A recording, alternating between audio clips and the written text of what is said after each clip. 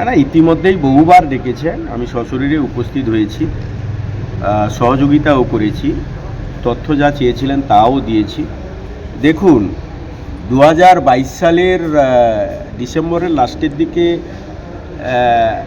ওই ঘটনা যখন ঘটে, আমি পার্টি থেকে অত্যন্ত নিষ্ক্রিয় ছিলাম।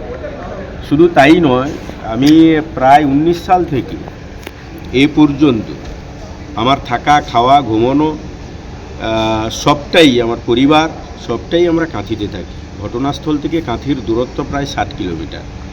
স্বাভাবিকভাবেই রাজনৈতিক স্বার্থ চরিতার্থ করার লক্ষ্যেই আমাকে বারে বারে তদন্তের নামে আমাকে ডাকা হচ্ছে।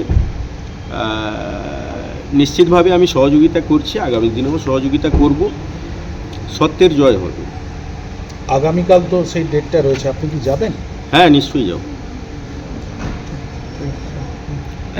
কি মনে হচ্ছে, এটা কি কোনো মানে রাজনৈতিক প্রতিহিংসা, মানে আচ্ছা আরেকটা বিষয়, সেটা হচ্ছে আমি আপনি ওটা নিয়ে প্রার্থী, আপনি প্রার্থী একজন, আপনাকে এইভাবে এনআইএ নোটিশ করলেন, কোথাও কোনো অভিযোগ বা অন্য কিছু মনে করবেন? আমি ওইটা নিয়ে কোনো মন্তব্য এই মুহূর্তে করব না। আমি আমার বিধানসভা এলাকার পবিত্র ভোটারগণের উপর ছেড়ে দিলাম। আর আপনারাও তো দেখছেন সারা বাংলায় ভোট এলে সেন্ট্রাল এজেন্সিরা কি করে, নতুন করে বলার কিছু নেই।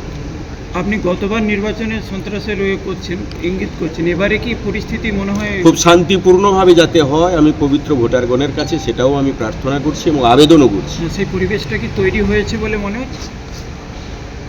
পরিবেশ নষ্ট করার একটা চক্রান্ত হয়তো কেউ বা কারা বিচ্ছিন্নভাবে করলেও করতে পারে, সে কথা তো আমি বলতে পারবো না। তবে আমরা তৃণমূল কংগ্রেসের কর্মীগণ কিংবা আমি প্রার্থী হিসেবে আমরা চাই শান্তিপূর্ণভাবে ভোটটি হোক।